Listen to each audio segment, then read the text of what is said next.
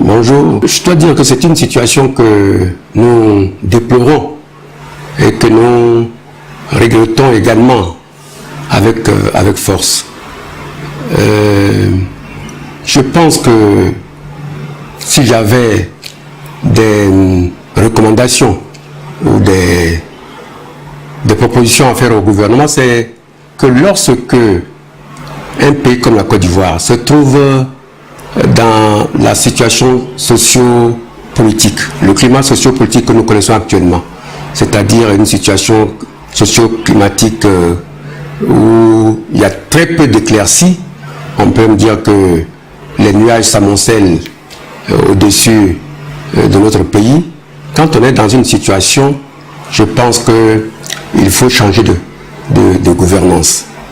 Il faut être humble, il faut privilégier la négociation, il faut privilégier le dialogue.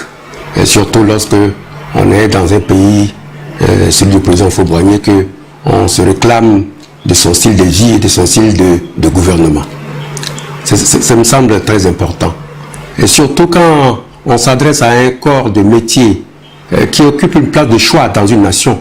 Parce que, quoi qu'on dise des enseignants, ce sont les enseignants qui forment l'ossature d'un pays. Parce que ce sont ceux qui forment nos enfants, ce sont ceux qui donnent la technologie, qui apprennent la technologie, les métiers, la culture à nos enfants. Ce sont donc un corps de métier très important avec lequel il faut discuter souvent très sérieusement.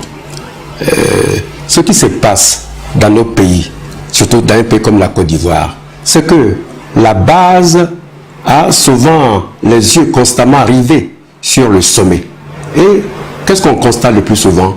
Des hommes ou des femmes, des citoyens qui sont propulsés au sommet à partir de rien.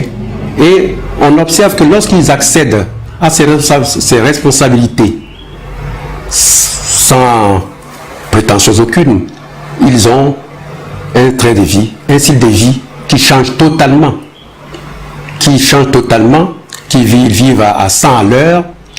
Dès lors, les enseignants et les autres corps de métier se disent qu'avec les moyens intellectuels qu'ils ont, avec les fonctions qui leur sont confiées, avec les tâches qui leur sont confiées par l'État, même si ils ne vivent pas dans la richesse et dans l'abondance, ils ont quand même le droit de vivre décemment. Je crois que c'est ce qui se passe en ce qui concerne nos enseignants.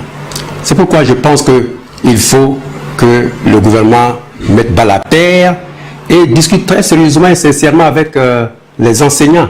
Il y a parmi les propositions qui sont faites par les enseignants, certaines qui sont difficiles à faire respecter, mais il faut le dire avec beaucoup de courtoisie.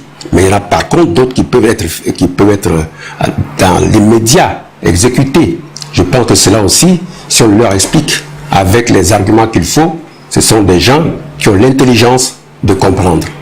Donc ce que nous recommandons aujourd'hui au gouvernement, c'est de libérer très rapidement les enseignants qui ont été arrêtés.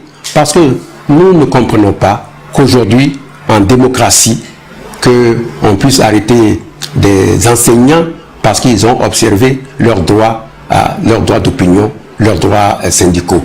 Nous condamnons cela et nous souhaitons que le gouvernement les libère le plus tôt possible et reprenne les négociations avec les enseignants.